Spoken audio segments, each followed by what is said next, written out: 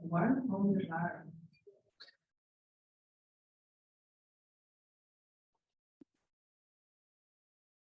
Hello, everyone. We're going to start our hospitality marketing online webinar now. I think we have everyone joining us.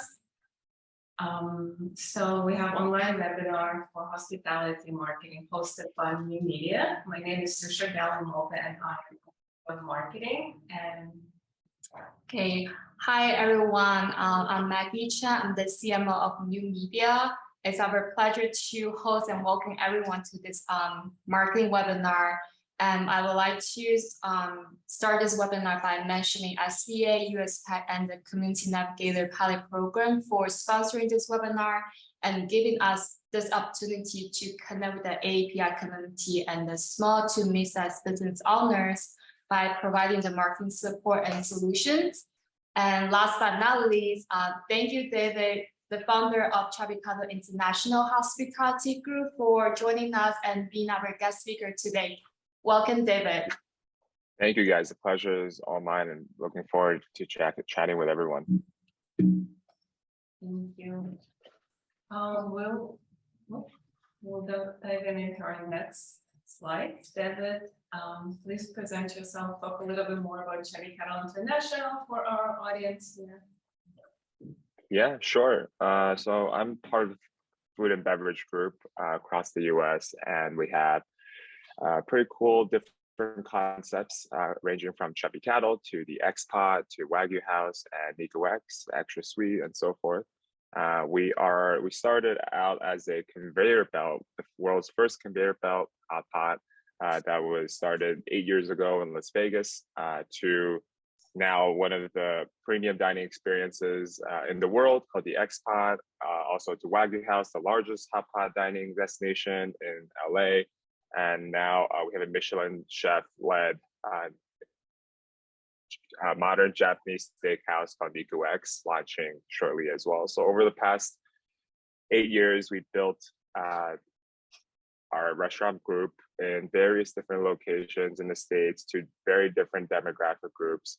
And we're very excited to share with the world what the hot pot and Chinese and Asian dining experience is in the US and introduce what we have to the West. So that's been the process for the past 8 years. And obviously marketing is a huge component of it. We're very happy to chat about it and chat about what went right and what went wrong and all the success that we've had due to marketing and how marketing can assist in the food and beverage space.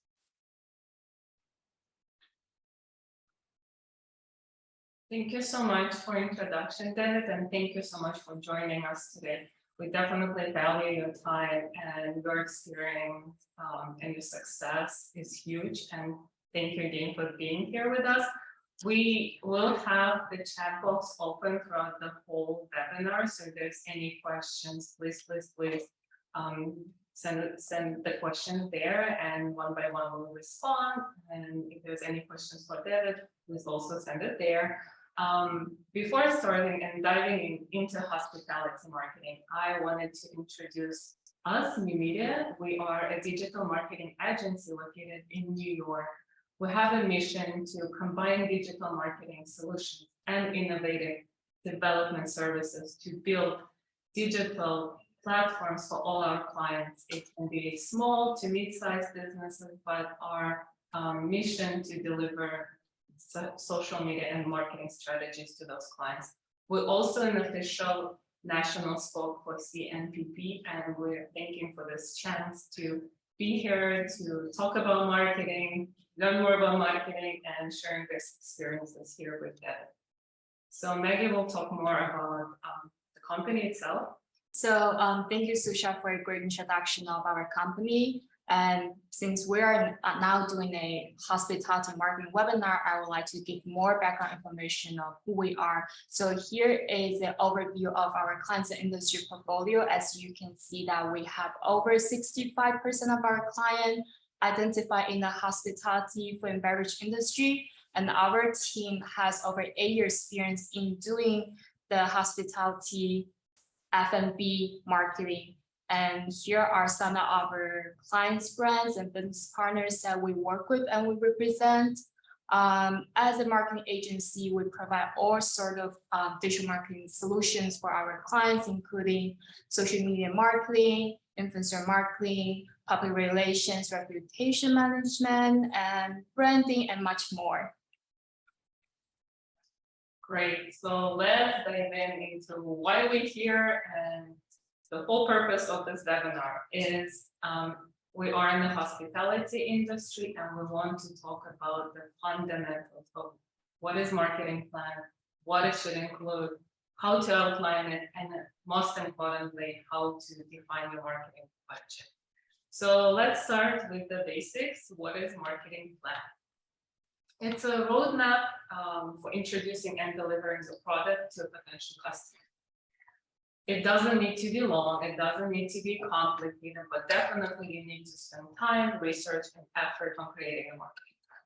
It should outline your business's marketing strategy, and it needs to include actions. It will also make a cohesive understanding who is your competitors, what is your target market, what is business objective and marketing objectives you should create, and how to get there. So we'll talk step by step about marketing plan, but let's dive into those steps. So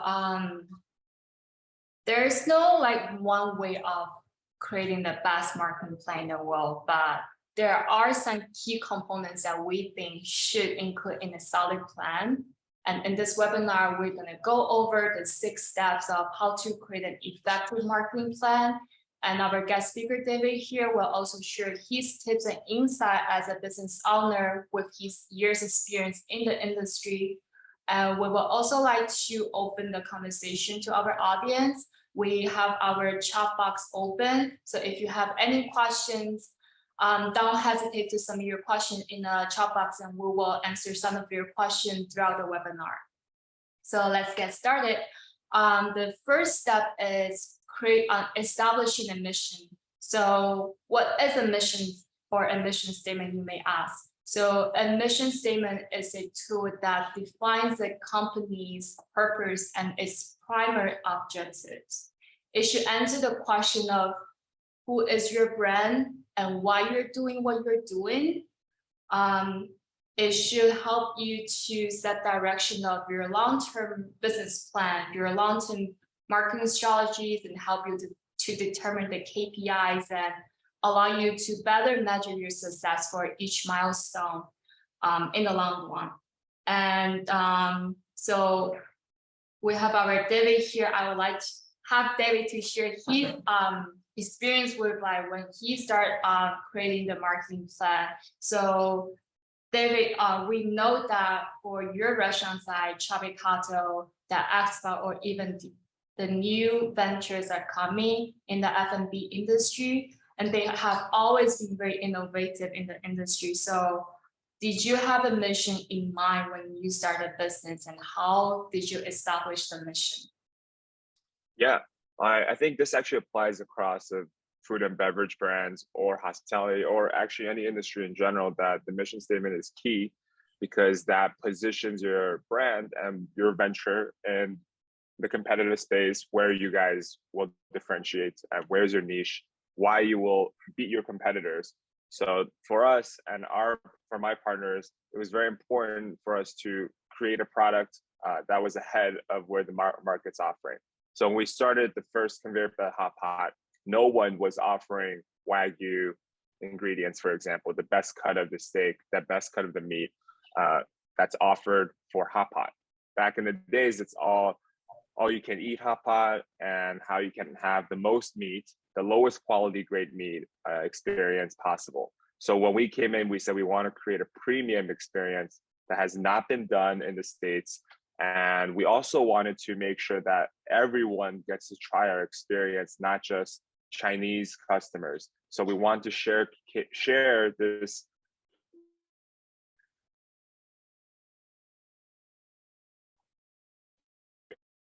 one in the States, which brand created intuitive dining experience for our customers, unlike a lot of the competitors at the space at the time, where they're focused solely on the Chinese customers, where the menu's Chinese, and they focused on making sure the Chinese customers are happy and tailor the product to that. Whereas we wanted to make sure we tailor the product to everyone and experience that. So our mission statement was to really bring amazing experiences from Asia to the States, customize and combine the best parts of the States or in the West, for example, Wagyu, for example, amazing steak houses. So we combine those two concepts and bring innovation from technology standpoint, conveyor belts, robots, projection technology, projection mapping into a very 1,000-year-old traditional dining experience. So that was our mission. And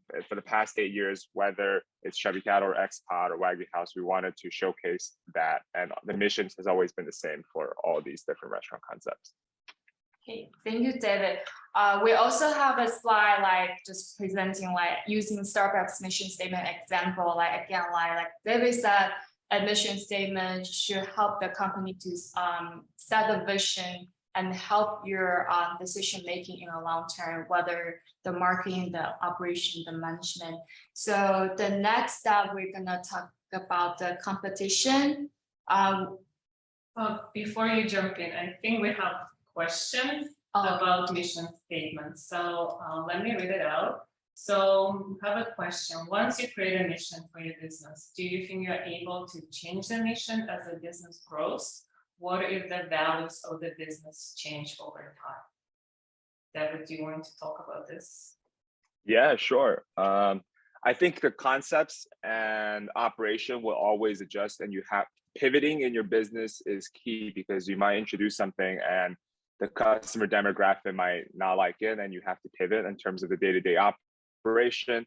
Your mission statement is a bit more broad. Your mission statement is describing the value of your business and the mindset of what your team is trying to achieve, rather than the specific. For example, you have to change the product design or the user experience when they come in to a restaurant or when they come into your establishment.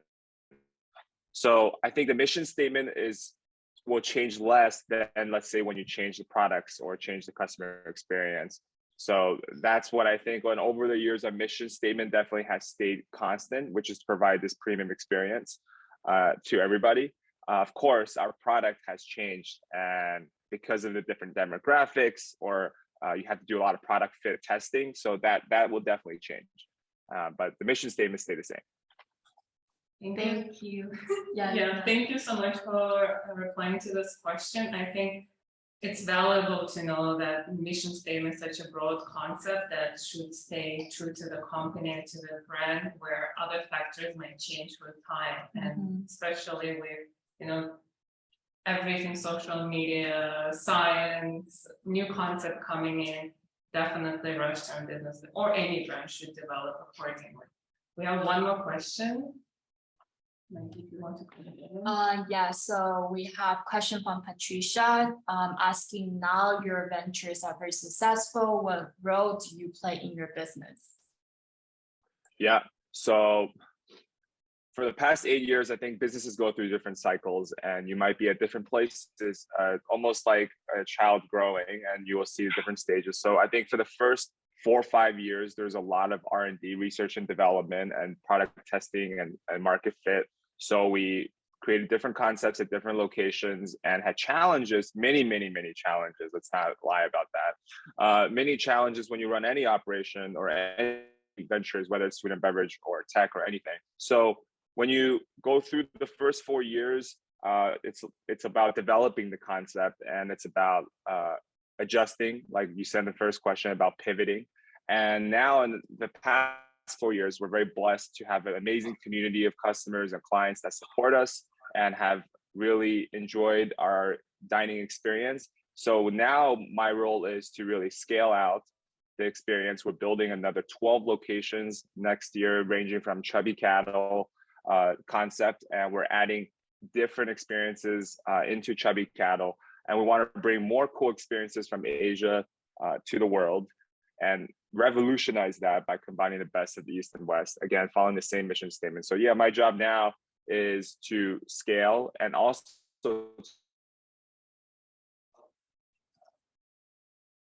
and yeah, that's my role currently, and we're very excited to obviously work with new media and to be on the team, and also to have new media's brand, create our brand, most importantly, put us on the speaker and making sure that everyone in the community hears about us so that they can come and try to experience and create a loyal customer base as well, which we'll talk about later in this presentation. So yeah, that's what my current role right now. Thank you, David. We have one more question from Sam, but I think that we can answer the question later. David has shared enough insights and experience on establishing the mission for a business. So now we're gonna talk about the second step. So the next step is to back up your business plan with a solid research. So starting on a new business, you need to know your target market and who the key players are in the market and what they're doing. We think that you should analyze both you and your competitors' strengths, weakness, and unique selling point, and then eventually find your market positioning. For example, if you have a restaurant business, we're talking about the F&B industry. So whether you want to position your business, restaurant business, in a more affordable side or the more upscale side, or you want to focus more on the experience of dining in the restaurant or the taste of the food, the ingredient of the food. So I would also like to invite David to jump on this topic to share your experience on how you define your business competition and the niche market, and how you find the positioning for different restaurants under your hospitality umbrella. Because we think that they're very different, and we would like to learn how you find a very niche market and market positioning. Yeah, since we're talking about food and beverage, I'll delve a little bit deeper into food and beverage specifically for competitive analysis. So I made videos about this before, and I think we can go very detailed into it. There are many different grade points when you come into a dining experience, everything from the food itself, how niche it is. So you can look at a competitive analysis and just on the food itself, right? And see what type of offering they have in the nearby location, etc. Then you have the customer dining experience for your staff. So how good is the customer service? That's a huge component. So I would say food is perhaps 40% out of 100% of importance of your niche, and how you compete in terms of the food itself and how the public likes it. By the way, the demographic might like different things in different places, so you have to adjust to that. So it's a little challenge. It's challenging to see which space, and you have to test it out, what the demographic likes. You can do that through survey. You can do that for pop-up shops, and just to get that user experience and be data driven. Then you have the customer experience. What type of experience will the customer have dealing with their staff?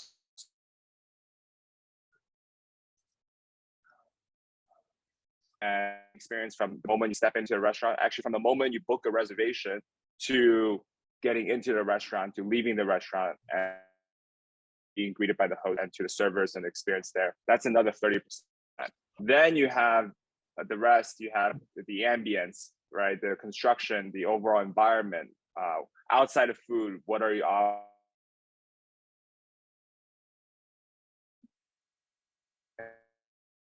and where you're sitting and the locations, it's a dining experience, or people would just choose to eat at home. If you're not offering something extra, people are likely to say, hey, I can Uber eat this. So why am I going all the way out to, especially for us, that's very important. That's probably the rest of the 20%. And then there are things that you don't see in terms of competition analysis on the business operation side. So a lot of the, do you have the best location?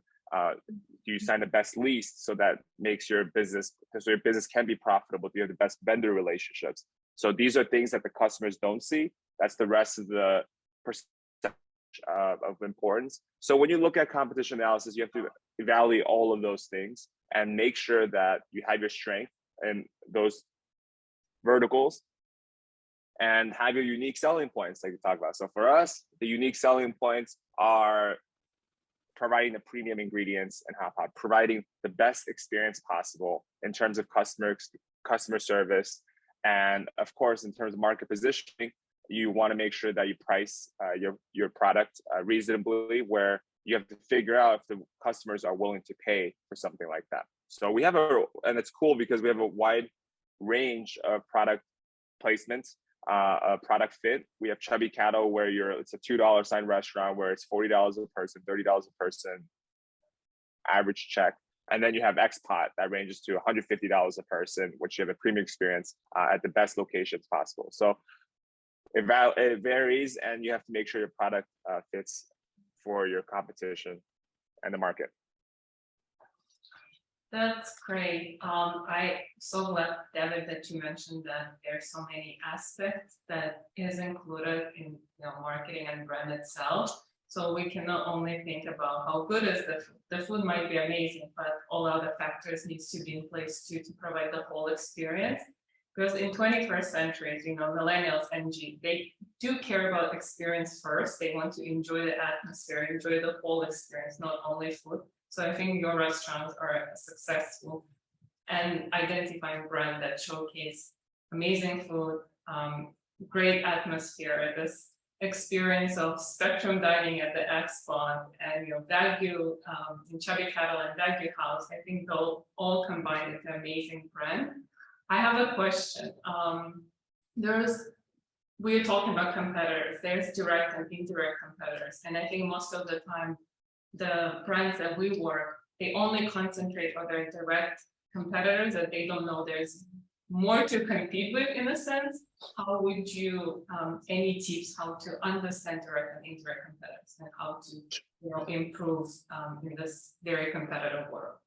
Yeah, absolutely. So I think in terms of direct competitors, you're looking at very niche competitors that are offering very similar product base, very similar products, maybe 70% similarity. And then the indirect competitors are other opportunity costs to the customer. So customers can either choose to come to you or come to another place for dinner, right?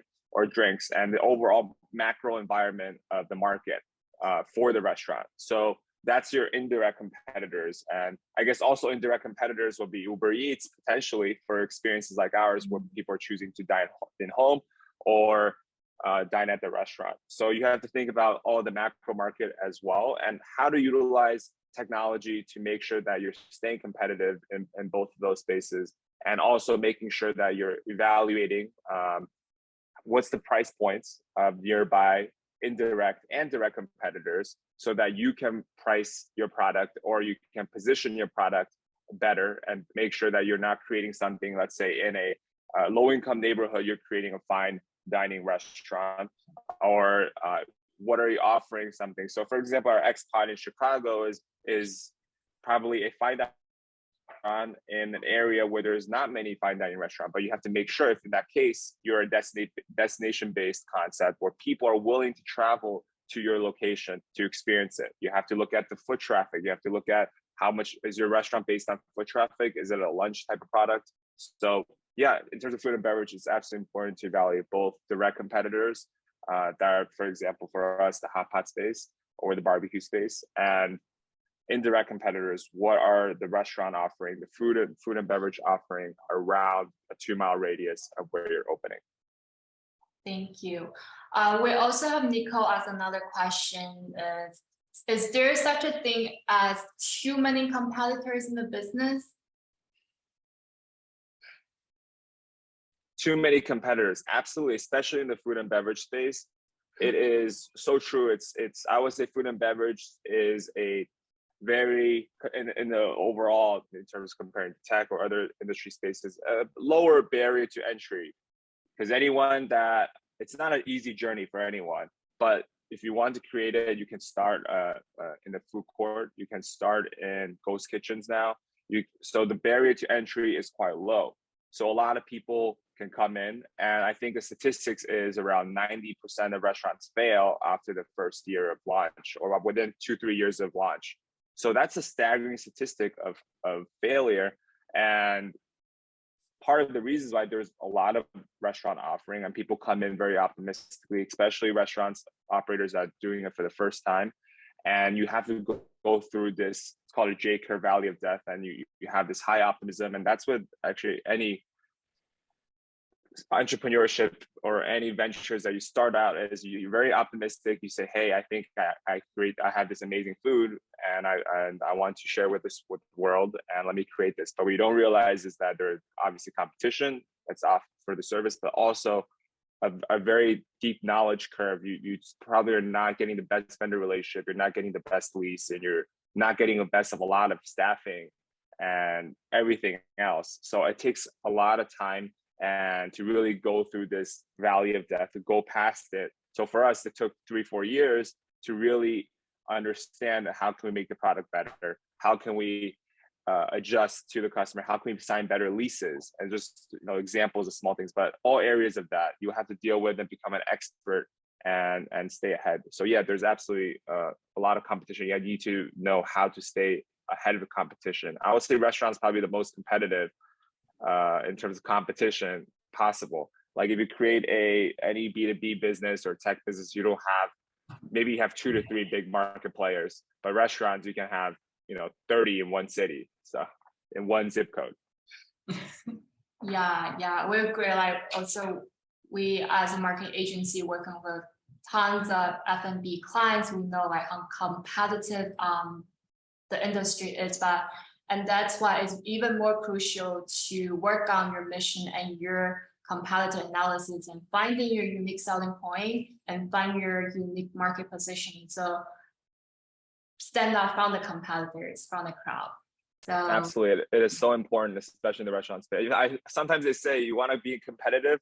Peter Thiel, a famous entrepreneur and capitalist, stated that, hey, you want to do a business that has no competitors, right?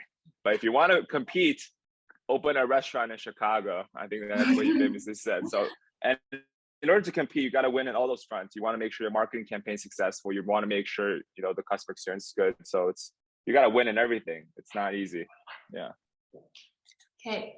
So I think we answered all the questions for the competition part, and we're gonna go on to our target audience. So after knowing your competitors and knowing your market, is now the time to identify your ideal buyers, your ideal customer.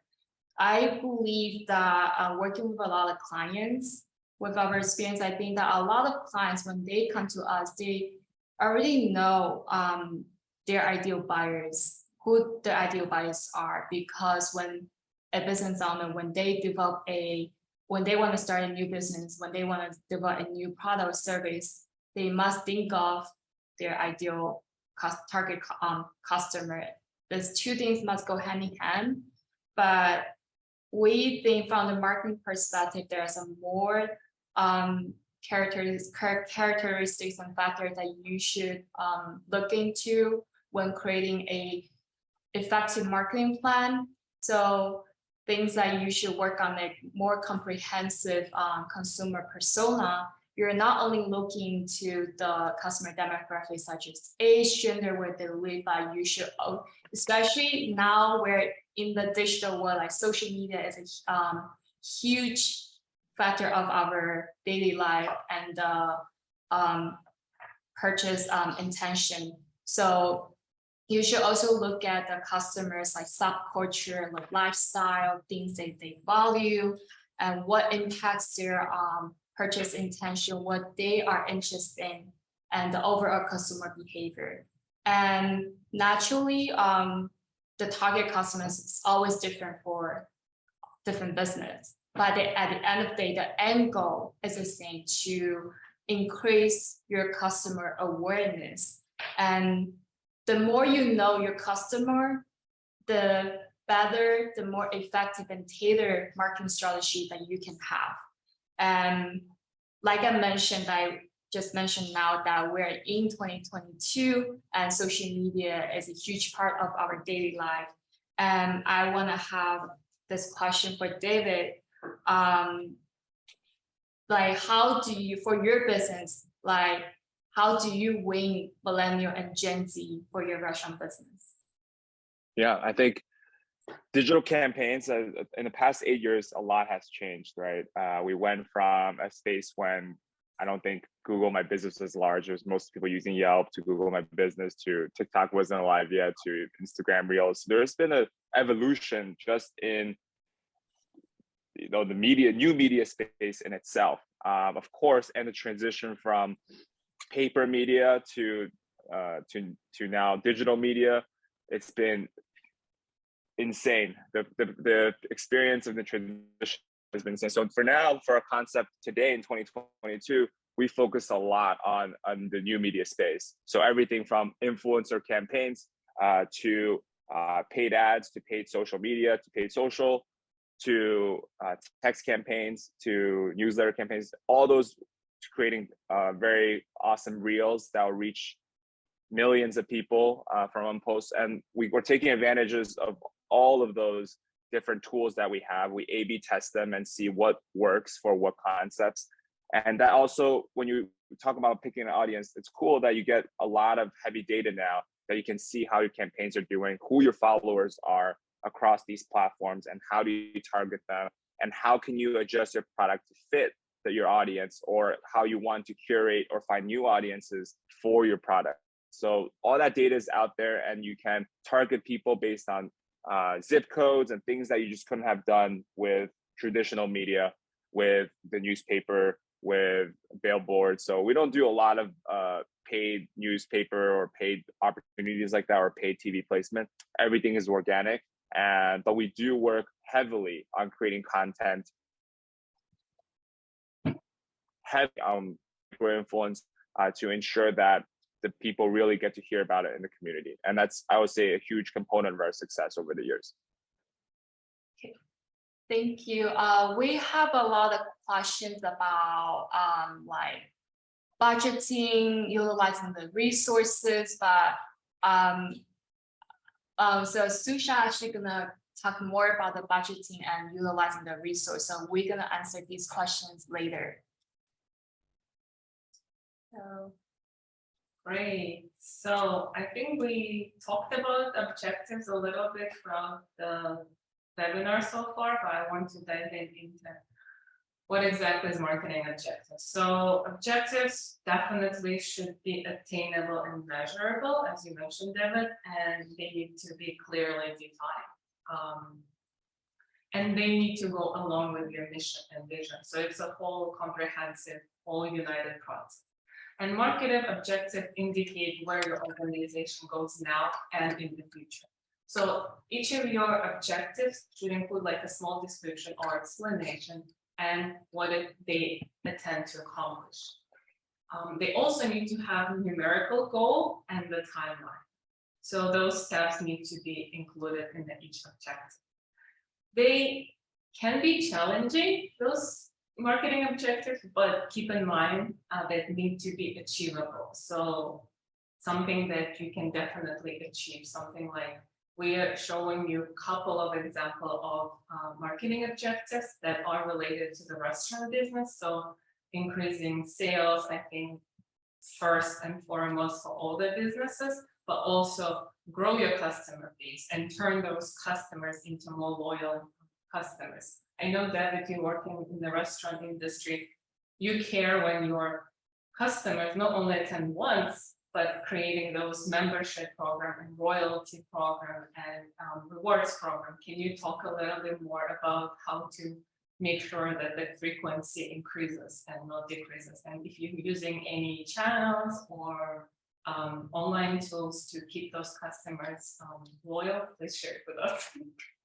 Yeah, absolutely. By the way, I see a lot of questions in the chat and Q&A about, I guess, non-marketing related items, but we can answer that maybe if we have time at the end, and we can tackle that later. But in terms of marketing objective and tools for marketing and increasing the lifetime customer value, I think that applies to not just food and beverage concepts, but all retail brands and B2C concepts and B2C ventures, so business to customers ventures. Those are key. So I will identify our campaigns in a couple of different stages.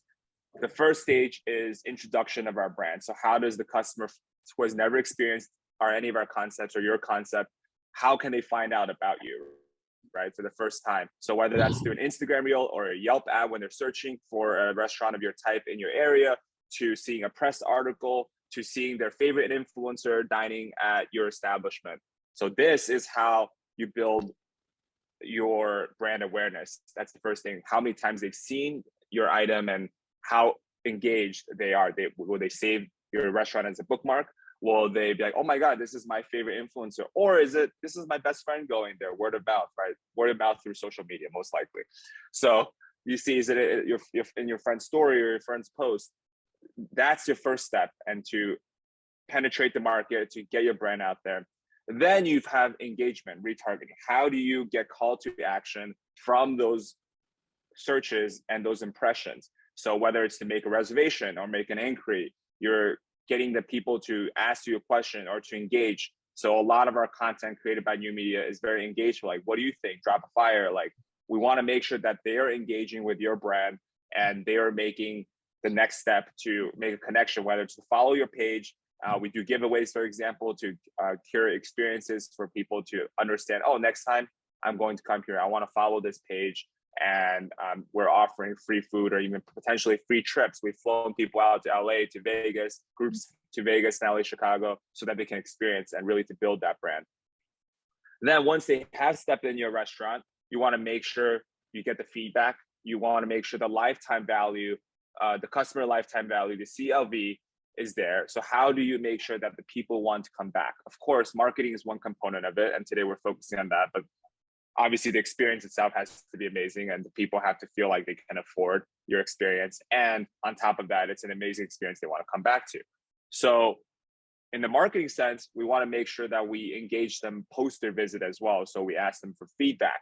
We ask them, because we really do value the customer's experience at the top. We want to make sure how every customer feels and how we can do better.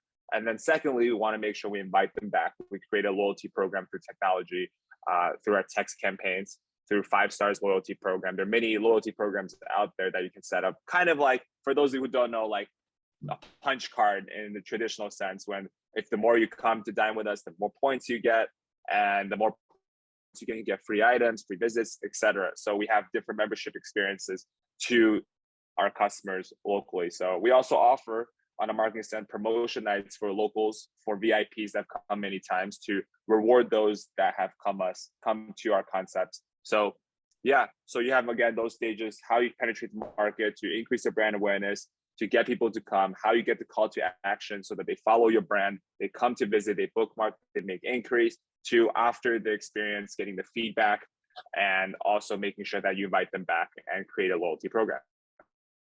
On this note, I'm so glad that you mentioned giveaways. I know you believe in giveaways, but I deal with so many business owners who think it's a waste of time, it's a waste of money, and why do we need to have giveaways? Can you, from your standpoint, share with us why it's so important? And I'll use whatever you say to convince those business owners in the power of giveaway.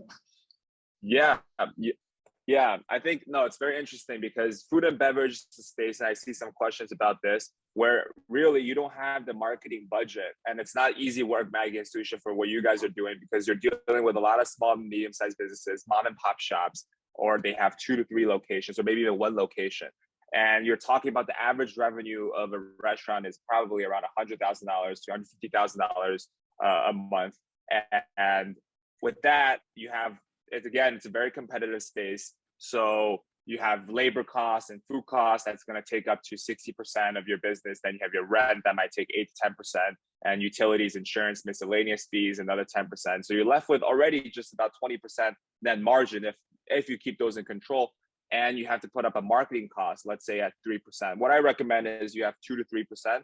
And if you have the capital to run 5% in the beginning to really get that big launch perspective for the revenue, you have to make that into part of your budgeting. So a lot of restaurants don't appropriately put a marketing budget to their campaigns for press, for influencer, for getting the community engaged. And they think, hey, I'm just going to naturally have my food to get there, which is important. Yeah, if your food experience is good, that's the number 1 priority thing. So, and things that the marketing team cannot change is the customer experience and everything we talk about, your mission statement and the offering for the product.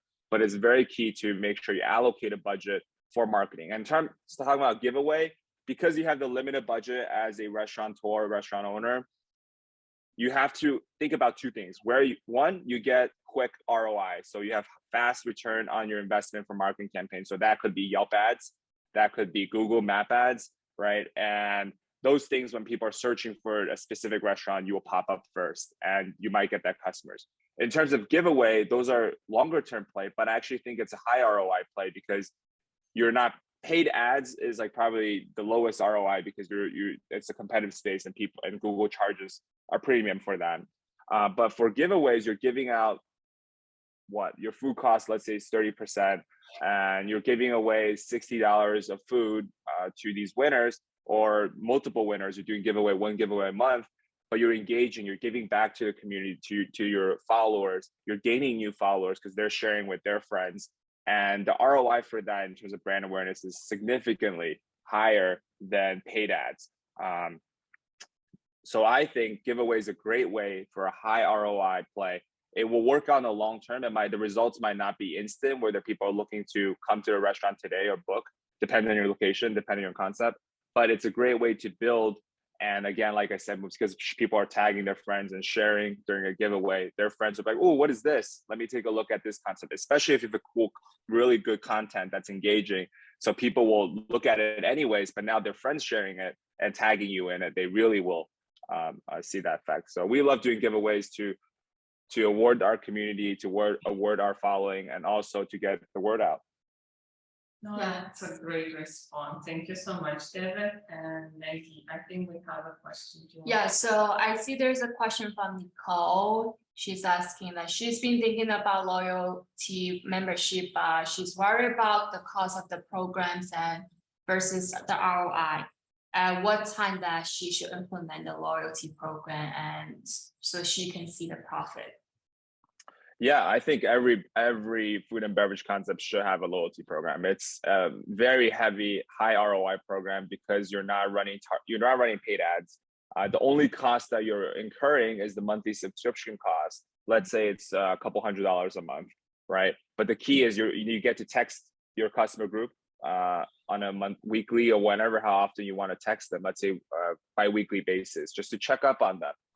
Just like any relationship, building a relationship with your customers is key.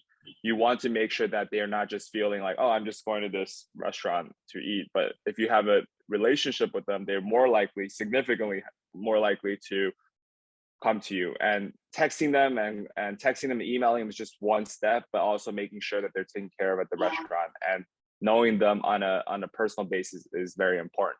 So yeah, I think the ROI is very high actually for the loyalty membership programs and technology that I know New Media offers. So that's that. And I would say it's probably higher than paid search.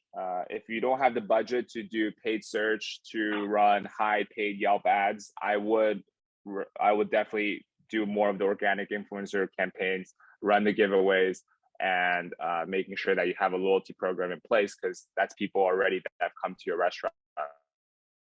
I also wanted to add to this. I noticed that most of the businesses that we work with, they're utilizing some online platforms like Yelp, 7room, OpenTable, but they're only using it for reservation or for some other purposes, and then not seeing a bigger picture where all of those online platforms offering those text campaigns, or they collect the customer data for you, which you can utilize. So I think people need to, be open-minded, see what's available there, and most of those services are already included and might be free for you. So save the money, see what's available already when you sign up, so you're not spending extra marketing budget on this. But definitely, I totally agree with David that text marketing campaign, building membership campaigns are so important right now. We're only focusing most of the time on social media or digital, but digital can include many other things too. So we'll talk more about what channels to use and how to evaluate the tactics and see how this works. I know there's more questions popping up. David, do you want to reply to any of them now, or do you want to continue? Yeah, oh, sorry, go ahead. Sure. I think we're kind of running out of time and we have two more topics to cover. So I think it's better we come back to the questions later. Okay, let's jump into our step number 5, which includes 2 steps in itself. So we're going to talk about marketing channels and tactics and how to determine evaluation method. So marketing channels. Maggie, next slide. So we put some examples of marketing channels that restaurant might want to invest. Of course, every restaurant is unique and we don't need to use all of those marketing channels, just pick a couple of them, maybe some industry dominating channels and stick to them. We all need to remember that we're living in a digital world. So being engaged with the customer digitally through social media, email marketing, or even your website and those paid ads will make sure that your restaurant is on top of mind for the customers to visit. And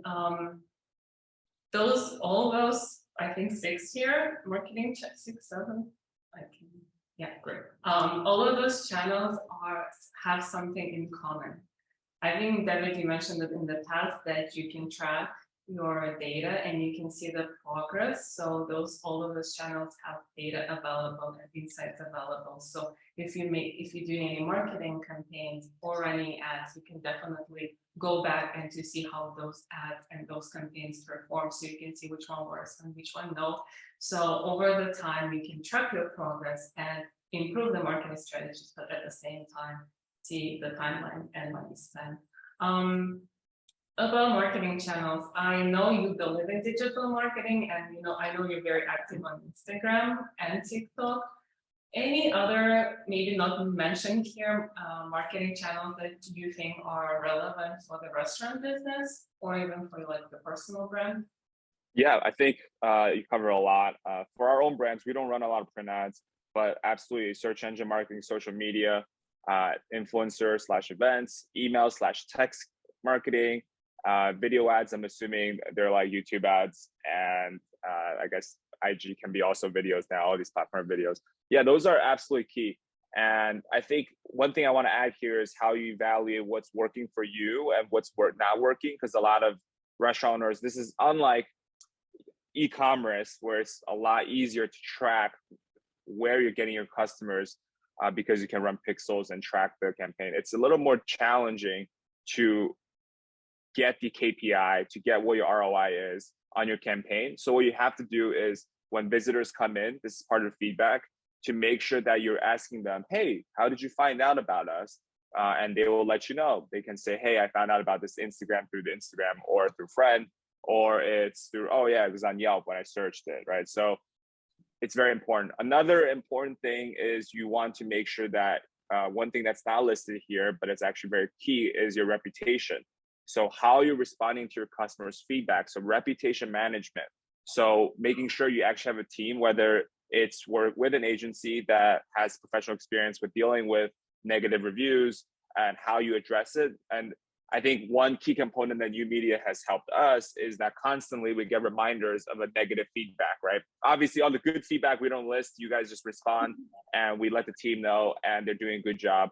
But all the negative ones, we get a constant reminder to our general managers and the operation team to be like, hey, you have this, whether it's at 2 a.m. or 3 a.m., hey, you have this negative experience from a customer. What do you guys want? What do you want us to deal with? How do you guys want us to react? And my personal philosophy and our philosophy at our firm is always to make sure that what do we do wrong first? How can we make our experience better? How can we give back to this customer and invite him or her back again, and invite their groups back? Obviously, there are bad apples out there. You're dealing with the hospitality space, and there are 90% of complaints. There are reasons for the complaints, but sometimes you have that 10% time when it's just, you have customers that it's impossible to appease, and we still try to do our best and see how we can do better. But engaging with your reputation, engaging with your feedback is key, and that's one thing that's important as well. And I think all those in terms of social media, SEM, influencers, events, email marketing, video ads we utilize all those channels, and we've seen success through all of it.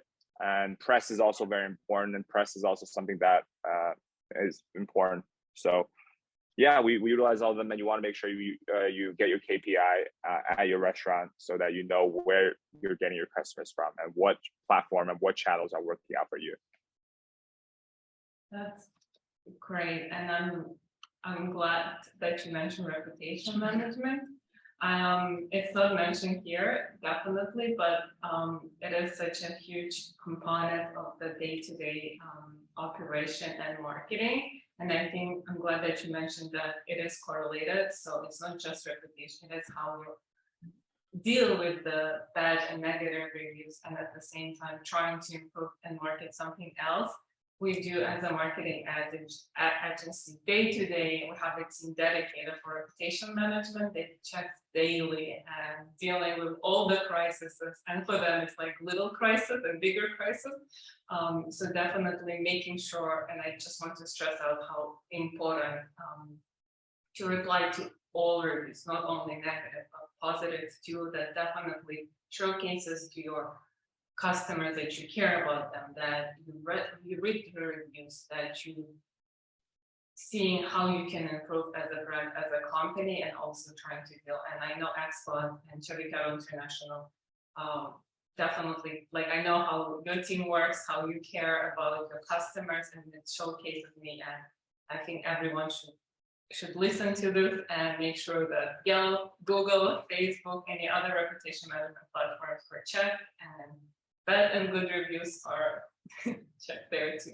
We'll move on to the actually, there's one thing I also want to point out. I really like the part that when David mentioned the operations side, that so a lot of time that people, they have this misunderstanding that our marketing, all the marketing work should fall onto the marketing agency, the marketing team, but they don't realize it should be a mutual teamwork with the marketing team and the management team and the OP team. So when the incident happens in a restaurant, it's not when we do a reputation, we have to work with the OP team to make sure that all the issues are addressed and that we fix the real problem in the restaurant, and then we work on the reputation online.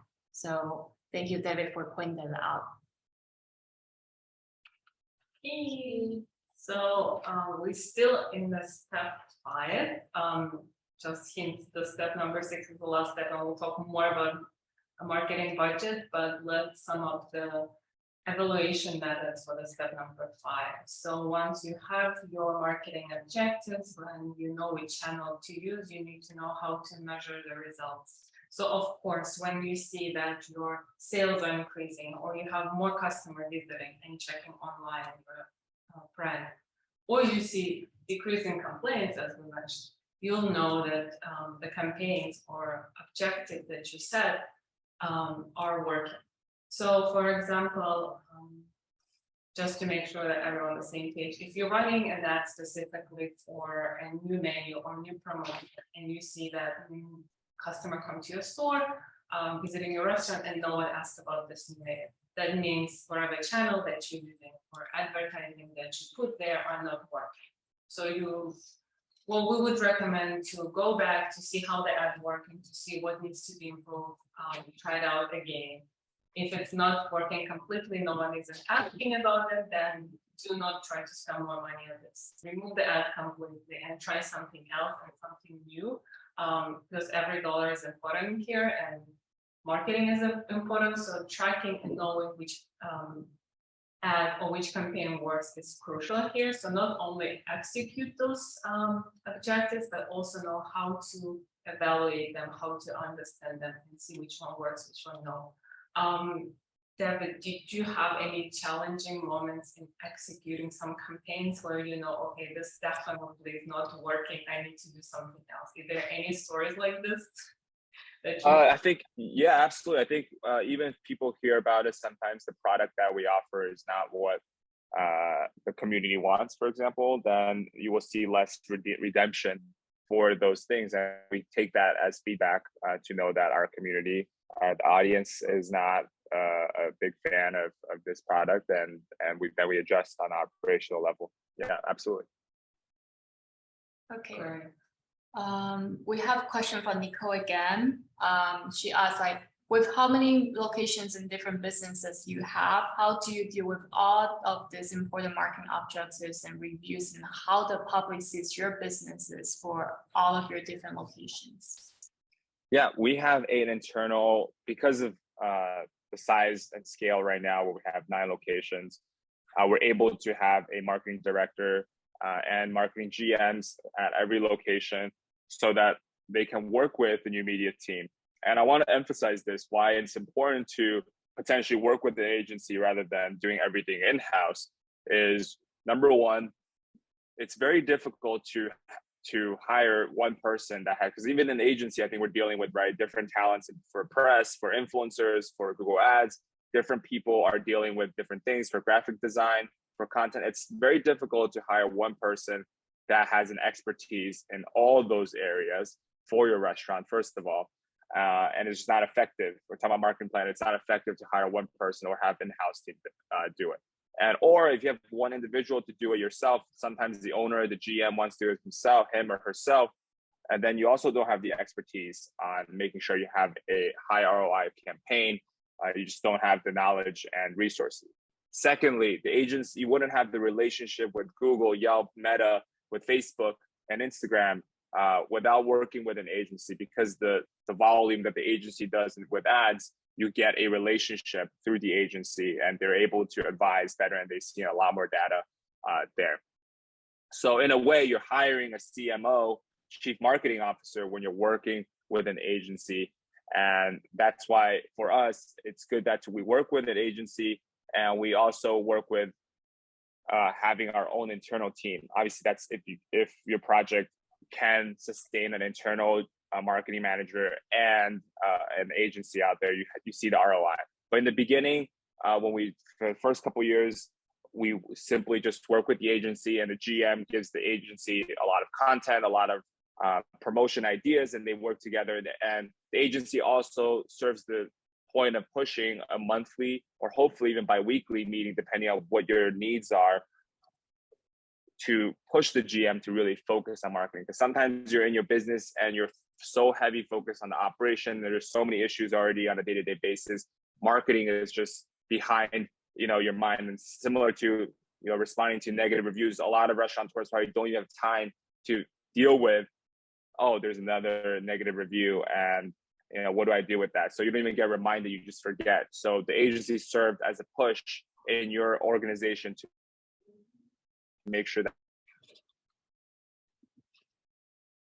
focusing on a monthly basis, having that monthly meeting on what you want to do is very key. Yeah. Thank you so much for responding to Nicole's question. I know it was very detailed, and we love questions that everyone's sending us here. Definitely send us more, and we will dive into marketing budget. I think we have a couple of questions about this, but if you have more, just keep sending to us. It's time to answer all those hard questions. So David, you basically, I think, stole some slides from me. You already mentioned about marketing budget, but let's reconnect and go back and talk about more. So a lot of time, if it's a new restaurant, they're going to ask us how much money to invest in marketing, or you want to make sure that every dollar that you spend goes to good use. So whether it's a new restaurant or an established brand, you need to know that you want to increase your sales, but at the same time, you need to know what's your marketing budget. So in the next slide, I think you mentioned this 3 to 6% of your sales needs to go to marketing budget. I think you said 3% as a minimum, and then 6% that's more like a maximum. And definitely, you're right, but I think with the 6% here, if you have like a big holidays or some new campaign launching, special campaign, new food, new dishes, definitely your marketing budget can increase to 6% at that time. But also, it can also reduce back to marketing expenses during a slower season. If you are a new restaurant owner, you might want to think to invest more at the grand opening stages, where you want to invite influencers and doing PR events and buying press release, press and media and write press releases. So at that time, your marketing budget might increase. You want to see that boost. But if you've been around for a while, then to work on the budget, I think you should need to focus more on improving your edition, building your customer loyalty, and utilizing this marketing budget on that. If we see on the next slide, we're giving you like a model to follow, and then again, if you think there's a different model to apply, definitely let us know. But this is a marketing model about marketing budget, so 70-20-10 rule. So basically, out of your all marketing budget, 70% will be invested in the marketing techniques that have been working in the past. So for most of us, it can be Instagram, Facebook, Google ads, or any other marketing strategies or social media channels that work for you. Invest 70%. Then 20% of the budget for things that you have tested in the past, but maybe they didn't work at that time. So I can give you an example. Most of the times I notice that people like, oh, we tried Google ads or we tried Yelp ads and they didn't work. And it was like 6 years ago.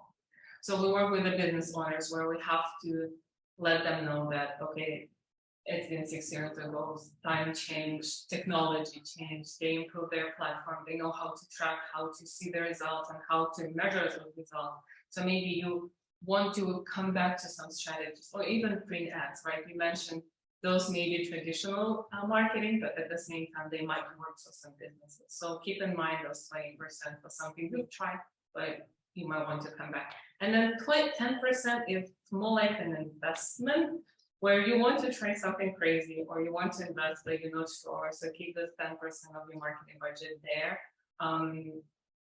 And of course, it's a model here that do you use different model or do you keep this 70-20-10 model also in place in your ventures and restaurants? Yeah, I think this is really good. And I think I want to add 2 points in the food and beverage digital marketing campaign. Specifically, we're talking about restaurants. 2 sometimes ironic points is, like you said, Susha, in the beginning of the grand opening, you want to spend. Also, on times when your restaurant's not performing well, when you're actually not profitable, marketing is something that you want to actually invest in. A lot of people will say, hey, we're not doing that well right now, so let me pause the marketing budget. That's like saying, hey, we don't have enough customers right now, so let me stop pushing a campaign to get more customers in. So when we see a sales issue, then we need to push marketing to get more people to try it and more people to in the door so that your restaurant operates. This is not a situation where like, oh, the better, like we're so packed with reservations, so now we can actually spend more money on marketing, which you can, but at that point you can actually, your marketing budget will actually stay consistent, but your percentage probably will drop from 6% to 3% when you're operating at maximal, right? Let's say on weekends you're busy and weekdays you're also busy and you're operating at maximal, then you focus on content creation, you focus on feedback, reputation management, you focus on less, like we talked about earlier, how you penetrate the market, how you get people to come in the door, how you get people to come back, how you deal with your brand and feedback, right? And how you get people to book. So when you are so busy with the restaurant, then you can focus on the third part of your budget plan, which is feedback, which is making sure the customers are happy and they come back because you're already busy on all the days. Now that's the best case scenario. When you don't have enough people coming on the weekdays and weekends, you want to promote heavy. So this is when you actually promote heavy, where you can potentially even go for marketing campaigns 6 to 8% of your budget, so that you want to see your sales growth. A lot of people have a hard time making that decision because your restaurants are not doing well, or you're in the red, or you're breaking even, and you're like, maybe I want to cut back on the marketing. I can do this myself. I'm going to spend less on ads. That's when we will decide we're going to spend more on ads to get people to come in, because the worst thing that can happen to a restaurant, it's not running a restaurant that's breaking even or at a loss, but it's you don't have enough sales. I would say the biggest problem is you don't have enough sales. And once you have enough sales, even if you're breaking even on the first couple months or even in the red, you can then reduce your labor costs, you can reduce your cost of goods sold, you can reduce potentially other vendor relationship costs and so forth. But if you don't have enough sales, it's impossible to reduce anything else, because you still need the staff, you still need enough food costs. So my strategy and my proposal is always to make sure you have heavy marketing campaign for the first 6 months of the launch. If your restaurants are not busy on the weekdays and weekends, open promotion, open happy hours, run heavy budget to get your community involved. And then when it's actually doing well, you can make sure your budget becomes a sustainable amount at 3%, 4%. And the second thing is, when you want to focus, is sometimes the ROI you don't see right away. Unlike a e-commerce brand, when you run a PPC campaign, like a pay-per-click campaign, you can see, oh, I'm spending $3 for a new client, right? And you know what the lifetime customer value is. So you're like, oh, $3 or $30 for a new customer, and I'm making $10 on the product. Unlike that, for e-commerce, it takes some time. People can't just make a transaction right away when they see your ad. So you might want to give it 6 months. And I think that's why it's important to give the campaign at least 6 months to know, because sometimes the campaign goes, and depending on the location and the restaurant type, for example, Xpot, it's a fine dining concept. It's not like you just see the campaign like, oh, let me fly to Vegas right now and book a reservation for next week and come, right? So it takes time. So the next time they come to your destination, they will come by. So you got to give some timeline. So the result shows up after 3 to 6 months, and you need to be patient and see that. You need to make sure your team is asking. And then unfortunately, you adjust your campaign budget after the potentially 3 to 6 months. Then you can see what's working, what's not working. Sometimes people give up way too quickly after 3 months, like, this is not working, I want to drop the ad. So that's also something that you have to be wary about when you're in the food and beverage space. That's great that you gave us the timeline of 3 to 6 months. We mentioned here that when you build and organizing your goals and objectives, you need to know timeline and evaluate it right later. But I think some of the businesses, exactly doing what you said, they try something for 3 to 6 months, they don't see results, and then they tend to give up. But as you mentioned, and that was one of my questions, like, should we invest more marketing money and budget when you don't see sales, or if your sales dropping? Because this is the tendency. I think this is the brain, how it works. You don't see results, you're like, okay, I'll give up. But I'm glad that you mentioned that marketing is something consistently. You need to consistently create the content, make sure that the content is there, and food and services, all components are still there. And I think talking about one of the questions I think here is related to this. I think it's from Ryan. I'm interested in how your business able to survive during pandemic, and did you have to change your marketing approach? Yeah, thank you, Brian, for the question. So like I said in the budget plan, during the pandemic, we had financing, fortunately, and we actually pushed strong on marketing campaign during the pandemic as well to really engage with the community. While people are cutting back, since we had no labor, we're closed, we pushed very strong on marketing to get people to come out, come back, and ensure that the restaurants were safe. And we want to communicate that with the customers. On top of that, we created offerings for in-home dining hot pot experiences during the pandemic. And post-pandemic, when people are actually able to come out to restaurant, we created a lot of marketing campaigns to invite people to come back and to ensure the safety, to communicate that to our existing customers, to new customers. And we apply the same, again, the budget plan. If restaurants are not doing that well, we want to make sure we spend heavy, to invest heavy to get people to come out. And once people come out and we have enough sales, we can adjust the rest of the remaining issues of labor costs and so forth. Because without customers, you will have a huge array of issues. Without your top line, your sales going up, that's the biggest problem. Because the bottom line you can fix once you have enough sales. Whether you build more locations to lower your food costs, whether you change up your payroll schedule, or you have a better food cost relationship with vendors, sign better leases, and all those things. But you have to make sure that the sales there and customer experience is there, and there's enough revenue coming into your business. So marketing is key for that. Okay, thank you, Brian, for the question. Thank you, David, for your response. I think we are done for the marketing plan part, and then we move on to our Q&A. Of course, we still welcome our attendees to ask questions for the marketing plan related. We also have some questions in the Q&A chat here. I would like to pick a few and have David answer all the questions. So The first one is from Lara. How do you see the industry evolving over the next few years? Sure. I think automation is something that will be key.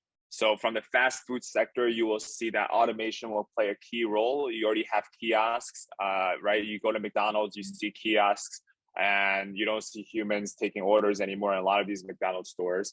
I think Burger King just created their first burger vending machine. Our team is also working on automation as well. So in the fast food sector, you will see a huge change in automation and technology, finally getting into the space in food and beverage, and you can see how you can utilize those technologies for your brands.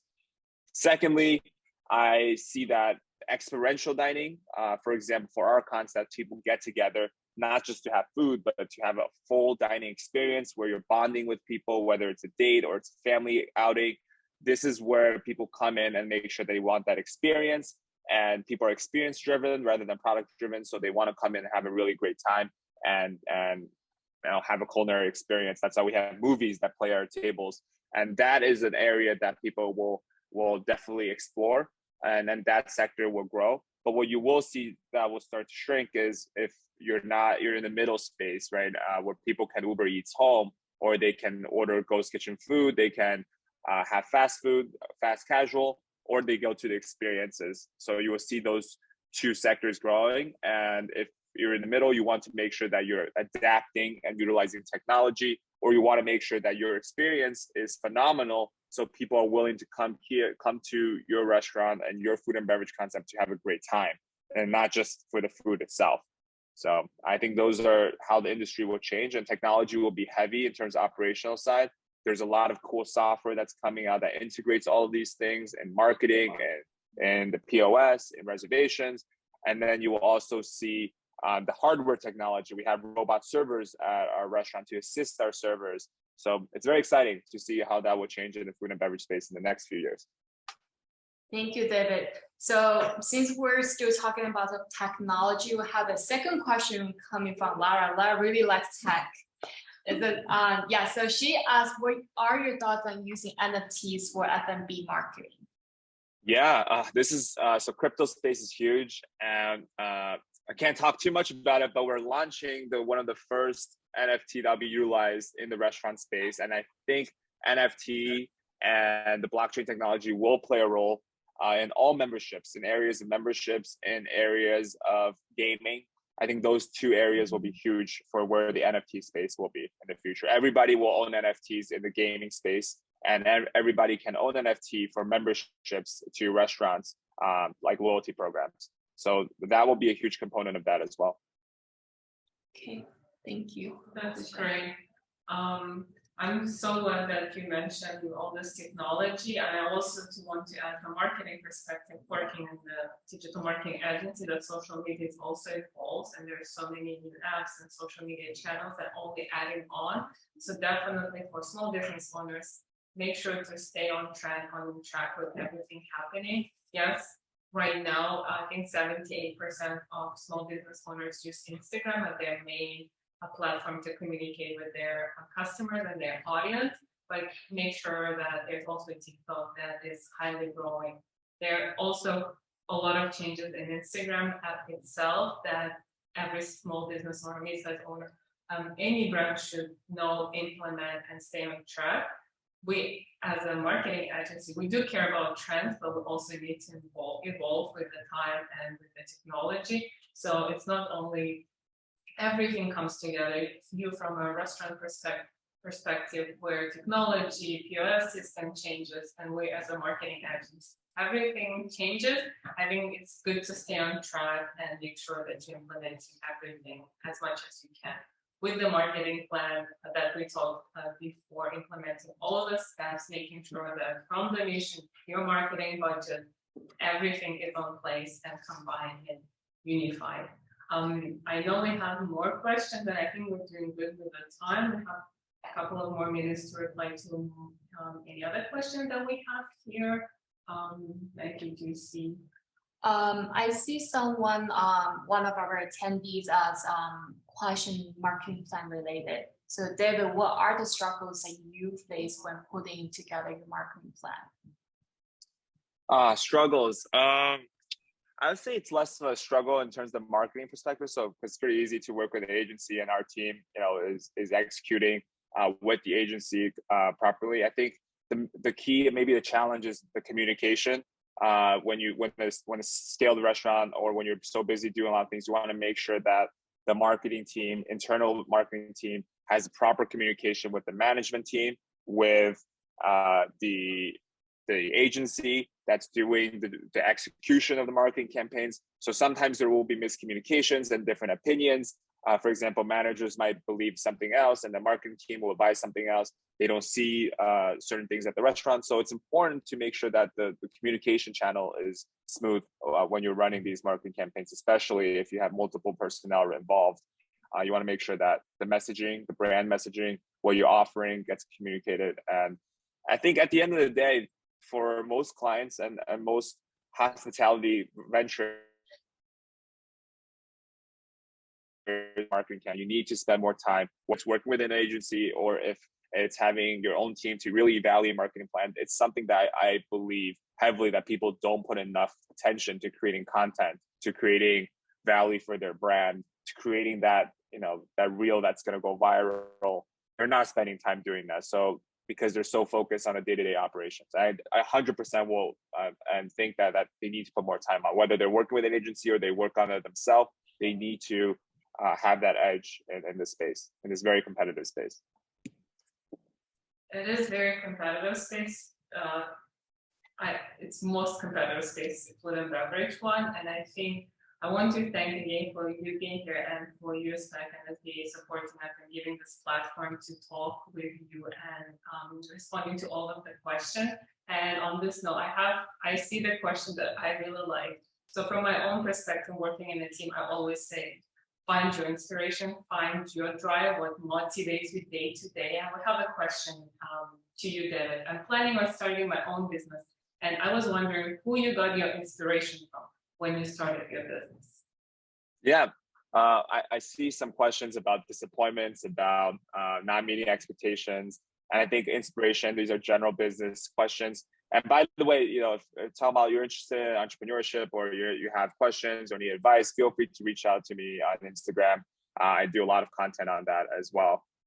So inspiration and challenges and disappointments and personal struggles, I think all those things you will face, whether the business is successful, if it's profitable, it's not profitable, you will deal with a lot of challenges on a day-to-day basis. You're dealing with disappointments on a day-to-day basis, but you need to be inspired enough to deal with the challenges. So you need to work with a team that you really enjoy working with. Of course, it's like dealing with family. Sometimes you will have fights and have arguments. Even the best of us will do, or in a relationship, you will have these challenges and have debates and different opinions.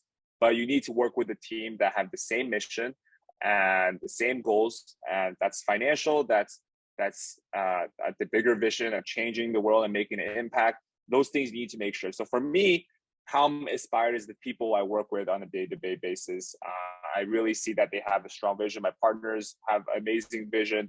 We all believe the same thing, to make sure that the customer experience is different. When we came in to start, Chinese food was just a very cheap way of eating food. And people always knew about Panda Express when we started 8 years ago. And that's what Chinese food is mostly known across the state. And our goal was to change the concept and bring cultures together so people understand, oh, hot pot is this main staple in China. Barbecue is this huge thing in Asia. And it's a really cool experience, and it can bring people together, and you don't have to be so afraid of it. In our modern world, when you're afraid of something, when you don't know something, you become afraid of it and you think it's strange. But once you do know it, through food, through music, through entertainment, people behave more cohesively together. They're more united. And that's our mission since the start. And it's cool to see the past 9 years. Of course, there are moments, even from COVID, the pandemic, to the first 2 years we weren't profitable. You're just a lot of disappointments that won't meet your expectation on a granular level, and milestone level, to the day-to-day level of people not meeting your expectation, the management team not doing what you need to do, customers making complaints. You will have disappointments, and that's just become the norm. But you have to not forget the bigger goals of what you're trying to achieve, and work with an amazing team. And there are a lot of perks that come with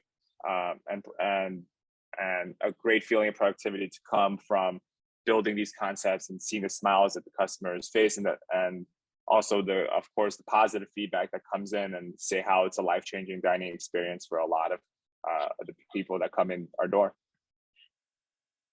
That's so true. And on this note, I also wanted to add about team. We as a marketing agency team, you can see our details here. If you have any questions, just email us at hello@new.marketing, or also Instagram at DM us. We're here to help. We have a huge team, as you mentioned, that's specializing in different services.